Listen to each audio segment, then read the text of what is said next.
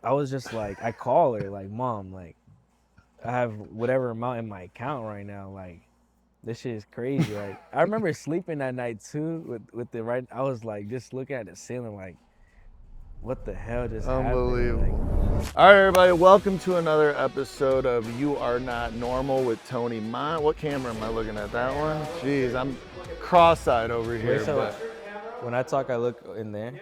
all these cameras looking at me. I feel like I'm being abducted by aliens. No, I want to leave all that in. Yeah, that's good. All right, well, I'm here with a very special guest. We got Lucas Genao in the house, who is 18 years old. He came to us last year, I think in August, right? And has a crazy story of how he got started in real estate and wholesaling, and just made a move out here to AZ to start working with us and moving some deals on the dispo side. But I'm always inspired by young people that are, making changes and figuring life out at such a young age, because I'm more than twice Lucas's age, and to be able to be inspired by young people is so cool to me. So welcome to the pod, Lucas. Welcome to AZ. Why don't you tell everybody, first off, where they can find you on Instagram, right? And then give us a quick rundown on, where you came from real quick, and then, how we met, and like step by step what has happened since that first phone call we had. All right. Well, first I just want to say thank you for having me. Of course. I've been watching your podcast recently. I'm glad to be on here. But first things first. Fuck, what was it you asked me? The first Well, how time. do people find you, Okay, first how of do all, people so find they you, right? can see your How do Instagram and how they follow find your me? Because you journey? can't like call this shit out, right? We're not cutting anything out. So what's your Instagram, first of all? My Instagram is Lucas_Genao, Genao. You Yeah, can find and me on I've there. encouraged you to start posting on there, like your journey. You're posting more on there, but Yeah, somewhat. like to be your age and be able to do what you've done, I think is like very inspiring for a lot of people. It's going to be motivating for a lot of people Yeah. too, and you need to put that out there. Like we had our event here a couple months ago, and we invited you up and told your story. Dude, people were super pumped to hear it, which is why I want to have you on the podcast. So I encourage everybody to start social media, start a brand, because you can inspire people, you can motivate people, you can hold yourself accountable with a brand because you're putting it out there what your goals are, and it is a business. And networking can bring so many opportunities. So give as much information as humanly possible. You can never give too much, because whatever you put out there on social media, it's going to come back tenfold. So follow Lucas on social media. I'm going to force him to post on there every day. But grew up in North Carolina, Raleigh. right? Yep. Mom's from Peru. From Peru. Is your dad from the Yeah, Dominican? Dominican Republic. That's Yeah. awesome. So grew up in North Carolina. What did your mom and dad do for a living growing up? My dad was always a driller, working in construction his whole life. My mom works at a country club, you know what I'm saying? And like they were really good at hiding, or my mom at least, was good at hiding. Not really like she wouldn't say no to me. She would always try to make it work, you know what I'm saying? So I didn't really see, how they struggle or live paycheck to paycheck. She really gave me everything I really asked for. Not everything, but she didn't let me see it. Mm-hmm. I didn't realize that until, 16, 17, 18 recently, what's really going on and how hard it was. We just moved out of Raleigh to Zebulon, just bought a house for the first time, really big move. So I have lived there maybe a year or two, before coming out here. But like you said, been from Raleigh, just worked one job since high school. And that was Since what? You sophomore were year, working in a restaurant? I was a restaurant cashier, line cook, wash a couple of dishes here and there. But only being in one job, my whole life, being surrounded with people twice, three times my age, living paycheck to paycheck. It's like I'm there just trying to pay gas and like go out, Yeah. get food, and they're there to feed their families. You know what I'm Yeah. saying? And my own boss, like, the business changed three times since I was there. Mm. Like they were not making money. So it's like I wasn't surrounded by people that I wanted to be like, or in Yeah. real estate or anything like Well, I that. think like there's like two ways we get motivated and inspired, and it's Mhm. either because we're around people we don't want to be like, and we're Yeah. like, man, like I remember when I was younger, like just seeing older people like working as a cashier or doing like a minimum job where Yeah. I'm like, man, how did this 60-year-old dude end up still working part-time at Kohl's or something? It's Mhm. like I don't ever wanna be that way. Yeah. So, you know, you're either inspired by that on what you don't want your life to turn out like, or you're inspired by, you know, somebody that is doing something you wanna do, which was another thing that happened to me where in my hometown, everybody who had money worked construction. Because Yeah. like making six figures, the only way to do that where I grew up like without going to college or having an Was education was literally just swinging a hammer. And that's why I went into that industry. Cause I'm like, if I'm not going to get educated, I'm going to work real hard and make good money. yeah. So, you know, you talk about your mom, who I know you know, obviously have a great relationship Yeah. with. And, you know, yeah, I think once you realize like the struggles and sacrifices, you know, somebody goes through to make sure you're good, Mhm. like, you know, as you get older and as you start making money, like, you know, wanting to take care of her, I'm sure is a huge motivation Yeah. behind all this, right? 100%. And it's like, I told you about the whole soccer thing, realizing that I didn't take it seriously young, so I didn't get to live out that dream, right?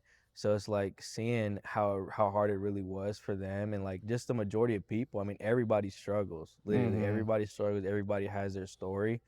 So it's like I want to be able to take care of my family, be able to support my kids, my wife, whatever, so it's When you like, have them, you don't yeah, have when any I have kids when I right now. have them, right. So it's like just graduating high school, I feel like everybody goes through like what do they want to do?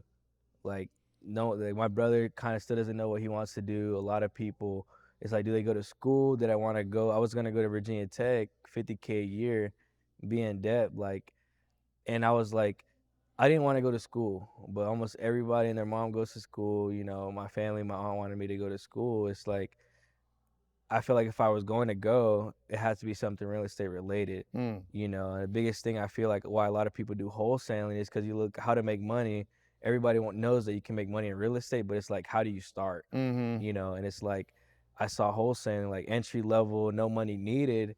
It catches everybody's eyes, but it's like, okay, how do you really do it? You know what I'm saying? So So, how like first of all, like, okay, so you were real estate minded, like you graduate high school, you're mhm. working at a restaurant, you're like, I don't want to be around these people. I want to make more money. I want to take care of my mom. I want to have a family. I got these goals. Like what made you think real estate? Is it just because it's in the ether, like it's out there in the world, like you know you can make money doing it? And from real estate, how'd you even hear about wholesaling? Was it like through YouTube or what? Okay. So real estate, right? I mean, I think it was growing up and really just, I mean, from a young age, just like seeing people with money, right? And it's like you start having conversation. It really was going to the country club all the time where my mom Mm. works at in North Hills. Like almost all of them have money. And it's like always asking around, like, what do you do? You know what I'm saying? It's always something real estate related, even if they're not working in real estate or that's not their career. They have real estate, they have rentals, they buy it. I knew, and it's the only thing that really appreciates. Mhm. Like businesses need it, people need it, like real estate's everywhere you go. It's like a no-brainer that's what I wanted to do for work or make money in. So it's like I just didn't know how to start. So I really started probably sophomore, junior year. Like, how do I start? Do I have to go to school? That was the thing. I didn't know if I needed to go to college. Mm. So, but it's like wholesaling. Wholesale. I do remember I had this phase. I remember making Google Docs and like showing my dad, like, look at this is wholesaling, like, but I can't sign a contract. And that phase kind of went away. But I was stressed out really the end of senior year, stressed out like crazy. Like what school do I go to? Mm. Like I only applied for schools that had real estate majors and there were none in North Carolina. They had minors, but it's like I had to go out of state. So I got into like Penn State, I think Virginia Tech, not crazy schools, but I think a couple other ones. But it's like Virginia Tech was pretty close. And I was like, I went out there, I liked it, and I think, okay, this is I did the deposit, I was gonna go. Literally chose my classes and everything, and I think it was like early July or something like that, where I was like, do I really see myself over there being happy? Mm. You know, having to work for the school too, probably to even sustain myself. Mm-hmm. Like, I'm not gonna have time to come back home, go out. I'm gonna be working part time and going to school full time in a Yeah. place where I don't know It anybody, wasn't and I'm realistic. gonna go in debt and have my parents pay for that as well. It's like, there's no way. You know, Mm-hmm. I really feel like, you know, you really got to envision yourself there. And if you're not happy, I don't suggest you do it, Yeah. because a lot of kids like my age, a lot of friends of mine, is like their parents want them to go to school. But I always tell them, like, if you don't want to, if you don't see yourself being happy or really wanting to do it, then don't do it. Don't do Like, it. Like I think when you graduate high school, for anybody who graduates high school, unless you like are like streamlined on I want to be a nurse, I want to be a vet, I want to be this specific thing, like just to go to college just to go mm, is such a mistake. It's like either get a job for a year or two and mm, figure it out and decide if you want to go to school, or some people join the military or do something. It's like you need almost like a little break after high school before you make that decision, because it's such a major decision that can end, you can end up in so much debt. Like yeah, I'm exactly. 42 now. In July I'll be 42, and like a lot of my friends are still my age paying their student loan debt. Hmm. And it's like that's a major decision to make at 18 years old when you have no direction or no decision on what you want to do, and can put you in financial ruin for 30, 40 100%. years. So anyway, let's fast forward. So you get out, you decide I'm not going to school. I don't need it. You go to a real estate meetup in Raleigh, right? Yeah. And what did you go to that meetup for? Was it specifically to find somebody to help you help Uh, coach you? I'm glad you asked. So it was like I said, I was getting out of school. I knew I didn't want to go to Virginia Tech, so I'm like, okay, what am I gonna do if I don't go? Like, if I'm gonna call it off, I need to You need do a plan. something. You know what I'm saying? So it's like I looked up wholesaling, like what it is. I'm like, I was kind of doing it trial and error for like like 3 weeks or something like that. Like, Propstream, pulling lists, calling, but it's like I can't even get somebody on the phone, Mm. let alone like now it's like all the way in where I'm at now. It's like, you get people on the phone, but now you have to get them to say yes. I couldn't get anybody on the phone really. Mm-hmm. You know what I'm saying? I didn't realize how many people you actually have to call, how many times you have to dial and talk time. It's like, with callers too, your first deal is always going to be your hardest. And it's like a lot of people have to get through that in order to see it through, right? And the biggest thing for me was seeing somebody like myself. Like, I didn't want to take the risk on it. So it was like I wanted to start networking, seeing somebody in Raleigh doing it. Mm. So always heard networking, right? So I look up this RIA meeting. I go with my brother and like my friends that are twins. We go there. It's Terry Thayer. He's like a builder, right? Mm-hmm. Because He was a good I friend of was mine. debating. Oh, now I remember. I was debating: do I wholesale? Do I get my license, or do I get my GC license? I Mm-hmm. didn't know what to do. It's like you got all these doors open. I really wanted to make sure what I wanted to do, so I go there. Terry's there, great guy. Knows what he's talking about. He was breaking down how to subdivide and build lots and stuff like that. But after the meeting, me and my friends went up to him and were talking to him, like, what he's doing, like what we want to do and stuff like that. And I think we signed up because he was trying to make the building, how to become a builder or whatever, how to evaluate land. So we signed up for a 30-minute call so he can ask us questions, so he can Yeah, I make the did that with course. him. Yeah. So I think it wasn't too long after that where we hopped in that call, and I answered all the questions because he wanted to know, like, from my perspective, how to make his course better. But I told him I wanted to do wholesaling, and he was asking me, how many calls am I doing? Do I use a dialer? Mm-hmm. And I was like, yeah, I'm thinking about joining, sub two, because you hear everybody's in it. But he's like, if you really want, a mentor who's going to teach you how to do it one on one and give you the blueprint, I think that's exactly what he said. Then reach out to Eric and Tony. I was like, who the hell is that? You know what I'm saying? I don't Yeah. know them. So I look you guys up, and I'm like, you guys seem like the real deal. What I really like is that you guys were from Raleigh, because the Mm-hmm. biggest thing about me taking a risk, I not only want to see somebody like myself, young, but in hometown doing Yeah. it, and you guys had a whole business in Raleigh doing it too. I was like, these guys are who I need to be surrounded Yeah. by and Well, you learning talk from. about like things happen for a reason and fate a lot. Uh-huh. And it's like through your story, as we're going to hear, it's like you go to this event, you know, this real estate meetup. You meet Terry, who's a great guy, friend of mine. Mhm. You get on a call with them. Like, what are the chances of you going to that meetup, signing up for the 30-minute call, Mhm. you actually doing the call, telling them you want a wholesale, Mhm. saying, you know, I might join sub to Terry going, no, at least call Tony and Eric before Mhm. you do that. If you want to Mhm. learn wholesaling, you realize we were from Raleigh, you know, all these things just lined up, right? Yeah, 100%. It's like I knew calling off going to school, like, it was gonna I didn't see myself being happy. I knew I would have figured it out. And, the biggest thing with my mom, she knows when I say like I'm gonna do something, I'm gonna do it. And like she trusts me in making that decision. So I had to make it work regardless. So I ended up texting you. I didn't text Eric. I don't know why. I don't really remember. I think he said your name first or something like that. I just texted you. I don't know if I texted Eric too, but you responded like really quickly. And I was Well, out. Terry gave me a heads up. Yeah. He said, you know, I met this kid Lucas, and um, you know, he wants to get into wholesale. I gave him your number, so just in case he reaches out. And like right after he told me that, I think he texted me. So Mhm. I was like, all right, like this is important. I need to get on a Yeah. call. And I was like on a run or something, and I just got back. I remember the same day, and you called me, and then we were on the phone for like over 2 hours, right?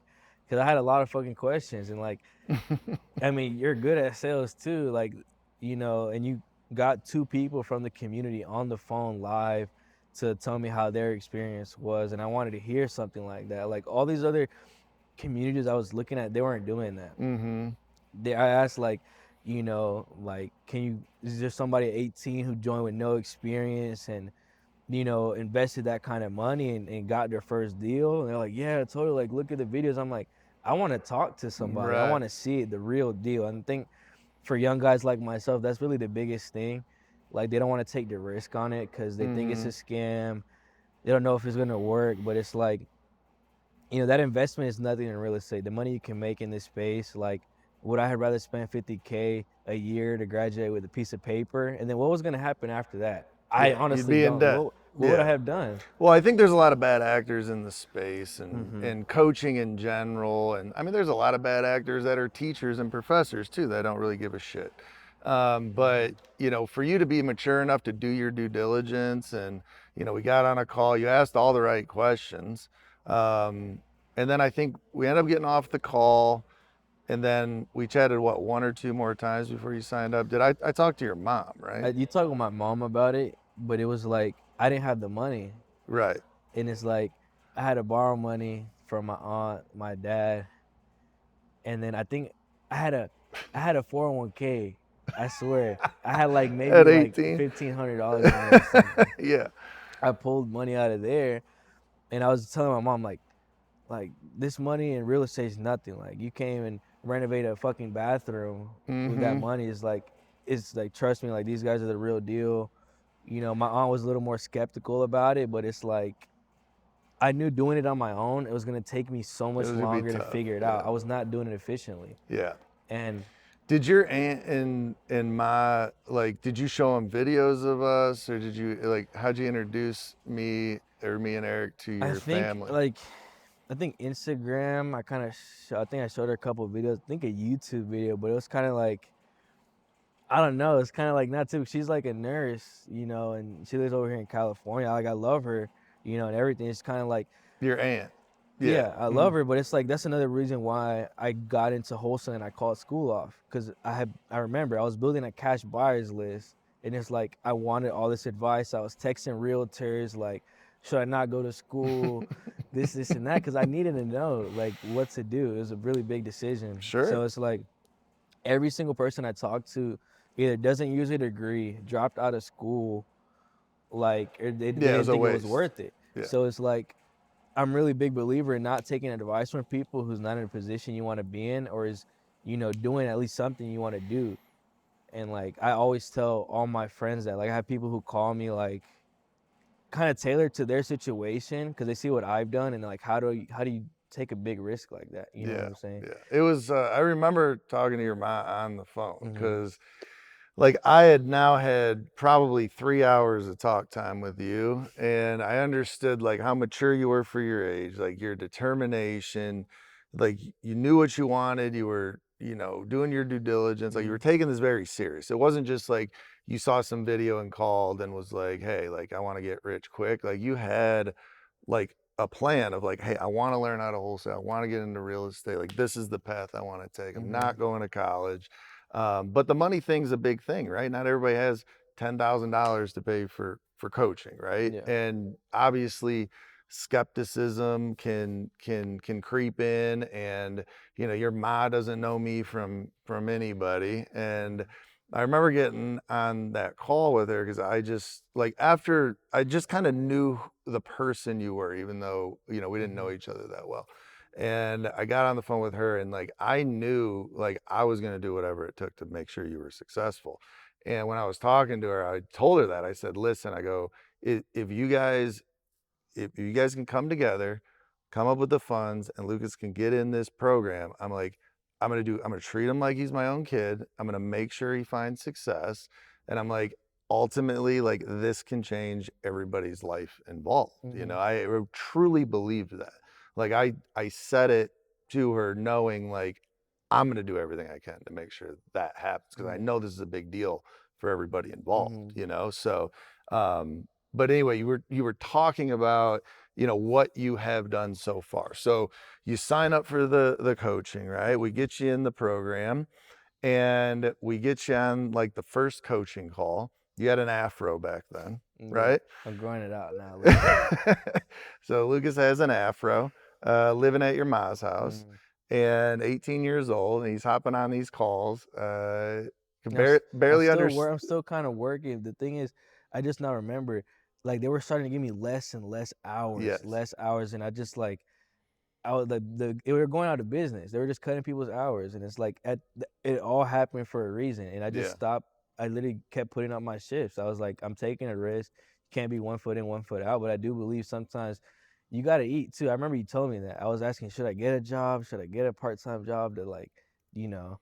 Mm-hmm. But like I knew what I did was right. Yeah. You know what I'm saying? So Lucas hops on these calls. Afro, um, could barely understand him on the calls. Just like I remember on one of the calls, Eric goes, "Lucas, if you're gonna sound like this on the phone, you're not gonna I get a deal." remember that. Like he's like, "You gotta speak a little more clear." And but we'll get into that later. But so you get on the first coaching call. I think it was only one call, and after that, I think you either called me that night or the next It day. was really like It was that night, I think, or it the was next day. like a couple days after that. I don't really remember. I was literally studying the script. Yeah, and this is a crazy story, right? Mm-hmm. At 18 years old, this I tell this story constantly Yeah. because it's just like everybody loves this story, Mm-hmm. right? And so you call me, somebody did you worked with A coworker. a coworker, and how did he know you were doing real estate now? So like when I was kind of trying to wholesale for the 3 4 weeks before I even knew who you were, I was telling him like what I'm doing because we were close. You know, we worked for each other since I worked there. He's young. You know what I'm saying? Live super close to my high school right there. I was asking about it. You know, his aunt passed away. He inherited the property. You know, he was out for like a minute, and I was asking like, what's going on? You know, he said his aunt passed. He inherited the property. You know, he can't really afford to maintain it, the bills, utilities, the lawn and shit. Like all the rapport, all the motivation. Like you know what I'm saying? Like So you call everything you me and need. you say, yeah, this coworker of mine has a property, Yeah, right? he calls me like I was kind of nurturing him. I kept asking, he didn't want to sell it. Like I'm not gonna sell it when it's worth $1 million. Like he's gonna pull out a HELOC, renovate it. So I keep asking him about it. What are the quotes coming in at this, and that? I kind of just whatever. I started working there in the mentorship, studying the script. He calls me like quote came in at 130,000. The back portion it wasn't permitted. I need to sell this. I need your help. And I'm like, I'm trying to not get excited. Yeah, I'm trying not to get excited. I asked the number. He's like, my I think his like lawyer or something. His financial advisor told him 250. For me, he'll do 220. But if it's anything less than 170, he's gonna have to think Yeah, about it. he like talked himself down from 250 to 170. So I'm like, So you call me and you're mm, like telling me, and we like I look up the address mm, and you make an appointment to go out to the property. And like the plan was, and this is literally like 3 days after you join the mm, mentorship, yeah, right? Which is like crazy that all this happened and then that happened, right? mm, And I say, go out to the property, take pictures, like bring a contract and call me like I'm your financial guy and my partner. I'm your partner. We'll get this done. So you go out there, you walk the property, you're taking pictures, you're acting like you know what you're doing, right? Yeah. Which is half the battle. Act like fake it till you make it. So you're out there, you're taking pictures, you're walking the property, and how does the negotiation go on this deal? So like, keep in mind, I didn't know like the numbers The on the numbers, deal. yeah. I didn't know if it was a deal or not. I knew it was a deal, but I didn't know how good of a deal it was. Or where you just said like if he wants one, you knew it was a deal. I know you knew, but you didn't want to tell me. I didn't And want to I'm get glad you you too didn't, because excited. Yeah. I would have messed it up. But I Yeah. had went out to print the contract. You made me call him back to see like, hey, if I go out there tomorrow, is there any reason why we can't get a deal done? I think Mhm. that's really good. I did that. He was like, no. And that's when he said, if it's anything less than 170, I have to think about it. And I'm like, all right, this is good. We're good. When Yeah. he came down to 170, go out there tomorrow morning, and I think I call you in the morning or something like that. I Oh, go you were there, calling me every 10 yeah, minutes, I think. Yeah. I walk it, and I'm going out and like, like you told me to do that, like make sound effects, like damn, Yeah. like I look, mean, you gotta that shit was it was really bad it though at was the a same rough time. property, but I said, yeah, when you're going out there taking pictures, like, stare at some stuff and go, ooh, yeah, that's rough. Like you gotta Like like act like you know what going you're doing. out on the back, like it's fucking full of shit. Like the carpet is trash. The It was back trap. part, It looked like a it trap was it house. was trash. So I'm just walking around like making sound effects, like it's bad. Like like let me call my partner Tony, see what he thinks. But we definitely be able to get you a guaranteed cash offer, close as soon as possible, no problem. We're not gonna come down on you. I think that was a good leverage. Like a lot of these iBuyers and stuff, sending him these offers and stuff, like they're gonna come down on you Yeah. crazy. I'm like, it was really my relationship with him. He trusted me, and I called you, and you were like, I think you said it even the night before to try to get it at 150. Mm-hmm. But I had to have a poker face on, a straight face. I was literally like kind of behind my car, and he was right there. I remember, and I Mm-hmm. was like trying not to look at him, and you were like, just go make the offer or something. I go Mm-hmm. out there, and I'm like, you said you wanted to close in like 20 days. Like you have to buy your on a house or something. You got to pay for the down payment. Like we can do that as long as title search comes back good. But considering this, and this and that, like we have to be at 150 and we can close like ASAP. And Mm-hmm.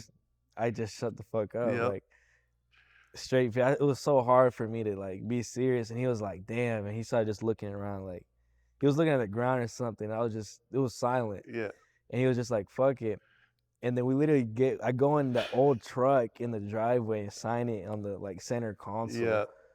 Got 2 copies signed. Call you on the way home, calling my friends like, yo, I got it signed. I got it signed. Dude, I remember this conversation because you called me and you got it signed, and I was so proud of you. And you were like, you think it's a good deal? You think it's a good deal? I go, Lucas, this is $100,000 deal. Mm-hmm.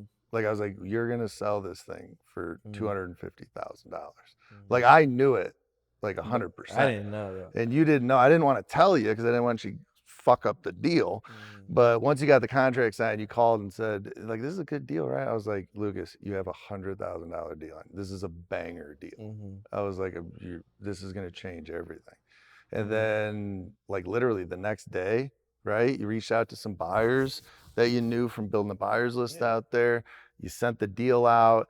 They walked it. They tried negotiating down. I said, tell that motherfucker you're not coming off your number. And you assigned it. So you locked it up for 150. What'd you assign it for? 250. 250. So $100,000.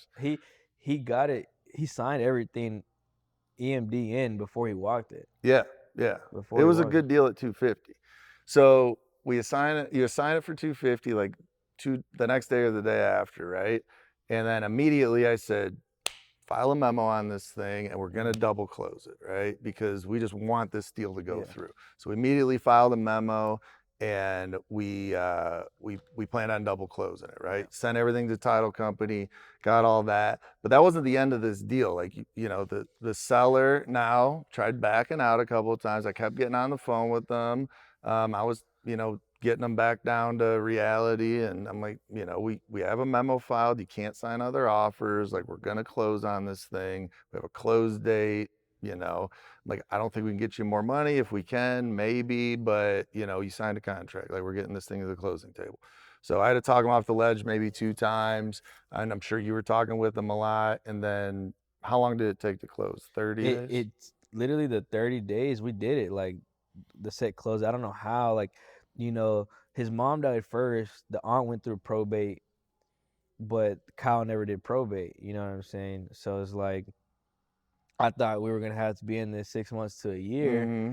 You know, the title company kind of gave me a hard time. It was making me like really frustrated. And like even though it was a 100K deal, I was not excited. I remember Eric used to ask me like, "How do you feel?" Like I'm like, I'm stressed out. I'm stressed out. Like trying to get this closed.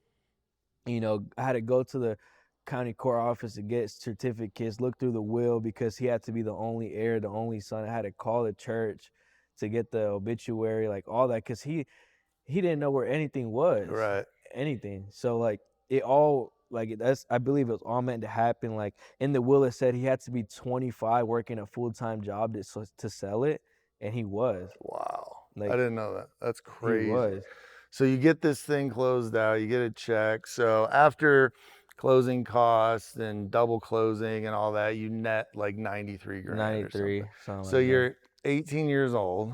Um, you'd never had 93,000 in your bank account up You until know, then. like I swear, like my bank was running low. It was Yeah. running low. Like Yeah. I had the screenshot. I think I had like 25 in the savings. $25. That's insane. We So can put you it up on the video too. They can put, we can put it up on the video. So you get closed out, you make $93,000, okay? Let me ask you this, during the process of waiting to get closed and funded, like, were you, like, what was your conversation like with your mom at that point? Were you telling her, like, or were you nervous that it wasn't gonna get closed? Were you telling her this is gonna make this amount of money? Or were you like, man, I don't know, this is scary? Like I told both of them. I remember they're always sitting outside talking all the time at night after work. And I'm telling them, and they're like, "Wow, like that's good. Like, you know, I'm glad, whatever." But it's like, I was always transparent about like I still has to get closed. Like it's just not getting to the close. They seen how stressed out I was. I swear there was over 100 emails on the thread after it got closed, going back and forth. Like I said, I had to email so many people. They knew it was good. I told them like this is why, like, you know, it's gonna pay off. You know what I'm saying? I was like, man, I was always praying like you know, I know this is all meant to happen, like Mm, please like let this close, like you know what I'm saying, like I always like I was going on runs talking to myself like I know once it's closed I'm gonna be fine, like I'm gonna lock in, like you know what I'm saying. mm. And she seen how I was always updating her too, like there was like, how's it going, and I was like I don't know, like it Mm. might be a year until I see that money. Yeah, it But was funny because, like, dude, I must have said 1,000 times it's during a those 30 days. I was like, God, I hope yeah this thing closes. I just want this so bad for Lucas. Like, I just, because, yeah, it was just like this high of getting the contract, realizing it's such a good deal. And it's like, you got to ride this damn wave for a month to get this thing closed out.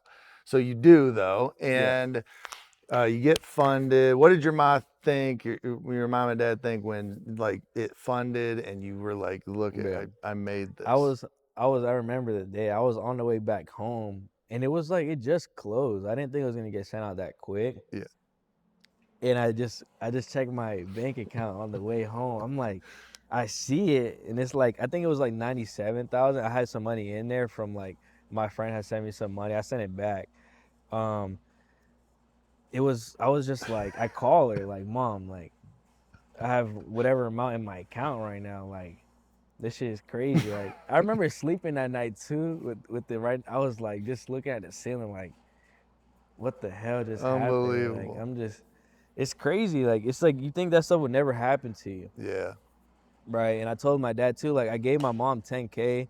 The money I borrowed from my brother, I gave him double. I gave my dad double what I borrowed from him. Like, I wanted to pay off my mom's debt and stuff too, you know.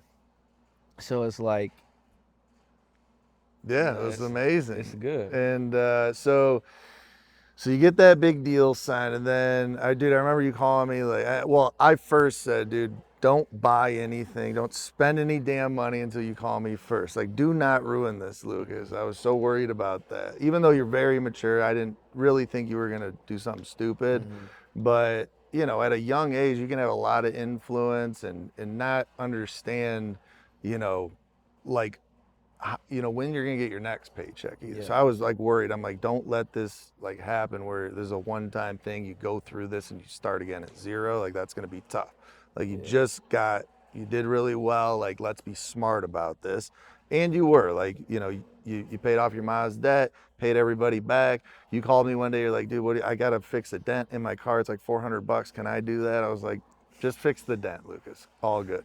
And then you got the CRM, you started reinvesting a little bit of money. You got the CRM, you got some cold callers, you got a little tiny office that wasn't that expensive, Mm-hmm. right? So you weren't overspending, you were, spending on the business to get more deals. But then how long did you go till you got your next contract? 3 months. 3 months. That shit was scary. Yeah. That shit was scary. Like you go from 93, giving your mom 10, I had to pay you the other five. Then I basically gave my brother and my dad five in total. That's 20. Boom. I'm Gone. like, fuck.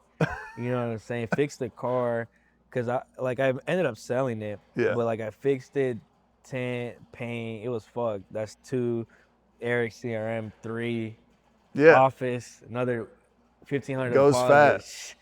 Like crazy. But I'm like, it was all money had to be paid off either way, right? Yeah. I got blessed with a cushion. I'm not complaining.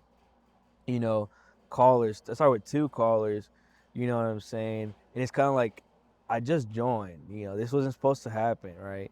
I was earning while I was burning cash. You know what I'm saying? And I think Eric says it all the time. Like he's seen people like go broke learning this thing. Yeah, it's a shame because it's almost like the worst thing that can happen to somebody is get a banger deal, your first deal. And Mm-hmm. then you start thinking either it's too easy, I'm going to be able to do this whenever I want, and you don't take it serious, or you start thinking, fuck, am I a one trick pony? Is this only going to happen once? And then you start having all this self doubt. It like ruins you either way. It's not I mean, it's ideal. It all worked out for you, but for most people to get that kind of deal, their first deal, it's hard for them to recover from that. But you get 3 months in, you start having this self doubt. You call me. I remember I was at my house because I remember I was pacing back and forth in front of my casita talking to Mm-hmm. you, and I was worried about you because you're like, I can't even. I remember you saying like, I can't even make an offer on a house. Like I have no confidence. I don't like you felt like you didn't know what the hell you were doing 3 months in because you hadn't gotten another contract. And Mm-hmm. then we came up with a plan and we said, all right, you got these follow-ups, you got these off like let's call these people, let's put offers in on these properties. Mm-hmm. You got another contract quick after that Mm-hmm. call, right? Yeah. That was the Fayetteville one.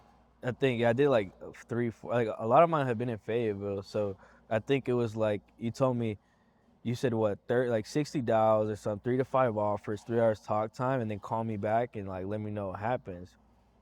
And I was in the office while I made that call because it's like I was bleeding money. It felt like it. I had enough, right? But it's just seeing it go down from what you had.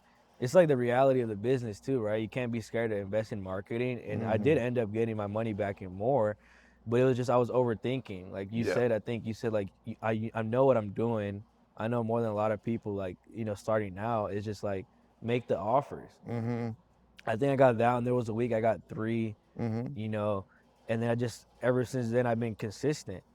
So I was really just in my head, but it's kind of like it's gonna take time to learn and get it. You gotta learn as you go. Yeah. And I mean the big lesson here is like it's a lot all in your head too, where it's like you can talk yourself out of a deal, you can talk yourself into a deal, you can like a lot of it's mental and it's the Mm-hmm. way you approach a phone call or the confidence you have. I mean, it took one phone call of just, I didn't even really put a foot in your ass. I just kind of told you like a plan moving forward. It's like, dude, you have this, you can do it. You did this great deal. Don't let it go to waste. Like, get on the damn phones, hit the dials, hit the talk time, and make the offers on these properties that you have callbacks for.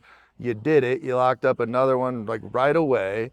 And then we restructured that deal, right, as a sub two and everything. We tried to squeeze a little bit more money out of it. We got an extra $5,000 out of it. We negotiated with a buyer, negotiated with a seller, got that one done. And then you got the land. You started getting Yeah. deals like consistently after that.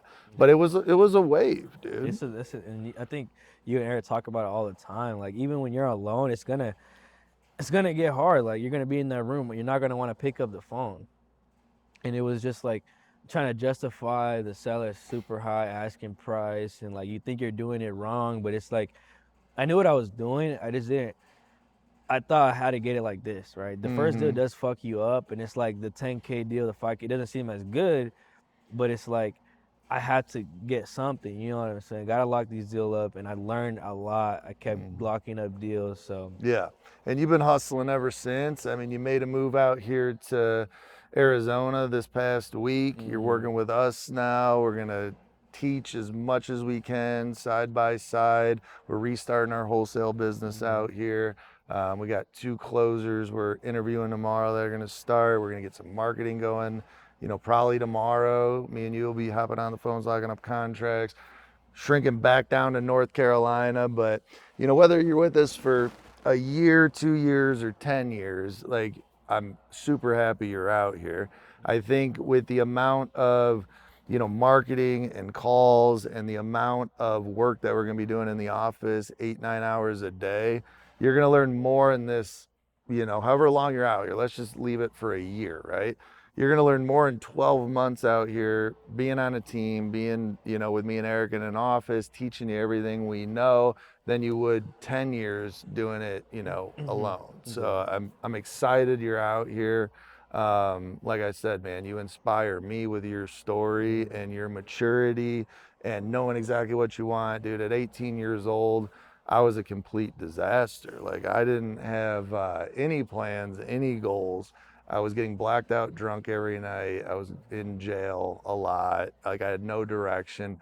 For you to like not be a partier, not be a drinker, like you can go out, you can have fun, you have friends, but at the same time, like, you're taking this very serious. And it's like, at 18 years old to be where you're at, like at 28, 38, 48 years old, if you stay on this path, mhm, dude, the sky is absolutely the limit for you. mhm, Like, you can excel in anything you do. So I'm 100%. stoked you're out here. I'm proud of you.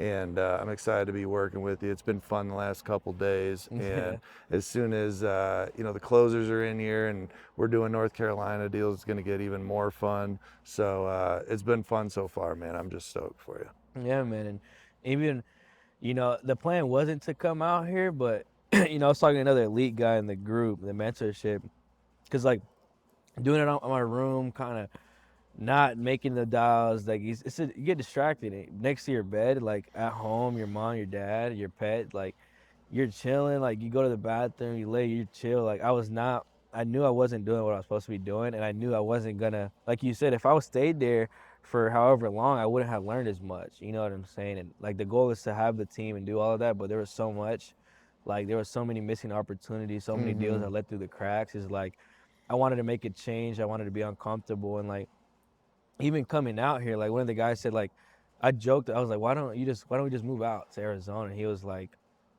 why don't you go? Like you're young, like you know how to do this. It would be life changing. It didn't hit me until he said that, and I was like, I always used to joke about it, like I'm gonna just go work with them. I'm gonna go work for Tony, like, but like I wanted to call you. I think you were super busy for like 2 3 days, Mm-hmm. and then you called me super late, and then we had that call, and it's like it was so last minute. Like I Mm-hmm. got out here like in a week or two. It's crazy. I mean, 18 years old to like take action and make a decision and recognize, like, hey, if I stay on this path, like, I'll do a deal here and there. I'm not going to learn as much. I'm not as motivated.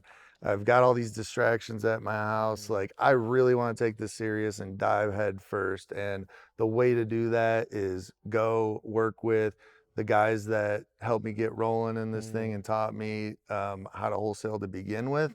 I think it's a beautiful story, dude. And like I told my coach last week when I was talking to him about you coming out here, and I was like so stoked. And I was like, dude, I can't wait to just teach Lucas everything I know. Cause like when, at my last business in North Carolina, I had Jessica who worked right next to me for like a year in Dispo, and she's an absolute savage now in Dispo because it was like me and her working hand in hand, and it was so fun to like just teach her every little thing about this business to where she works for another company out there in North Carolina, but she is as sharp as a tack and she does all my strategies, sounds like me on the phone, like she's a killer.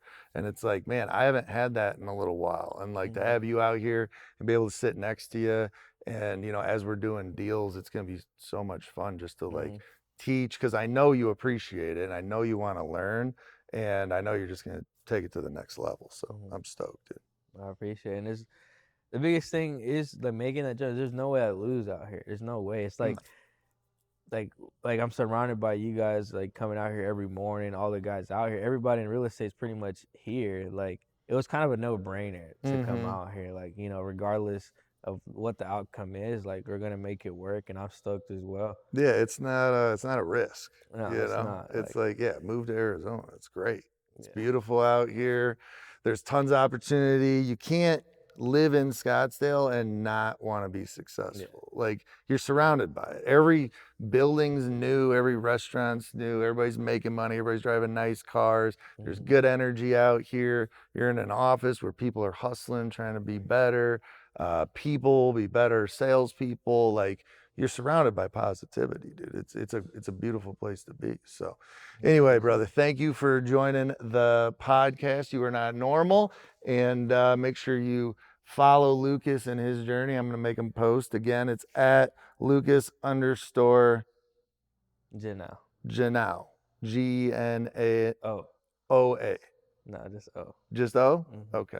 You spell your last name with an A though. Genao. Like you could put it up there. Yeah, he'll put it up there. It's very confusing. But anyway, follow Lucas on his journey and we'll see you guys at the top. All right. See ya. That was good.